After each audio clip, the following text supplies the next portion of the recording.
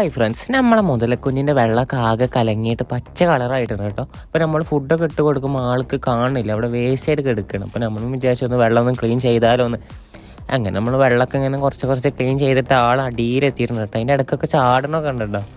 അങ്ങനെ നമ്മളൊന്ന് തൊട്ടൊക്കെയപ്പോൾ ആളിങ്ങനെ പാവം കുട്ടിയായിട്ട് നിൽക്കണം നോക്കണ്ട കേട്ടോ. വെള്ളം ഇല്ലാത്തതുകൊണ്ടാണ് ആളിങ്ങനെ ഫുള്ള് നിറഞ്ഞിട്ടൊരു 2-3 ദിവസം കഴിഞ്ഞിട്ട് നമ്മൾ കൈയിടുമ്പോൾ ഇതുപോലെ അല്ല കേട്ടോ. ഇതിപ്പോൾ ആളൊന്ന് പേടിച്ചുകൊണ്ടാണ് ഇങ്ങനെ അത്രയും നമുക്ക് ഇണങ്ങിയ പോലെ നിൽക്കണം.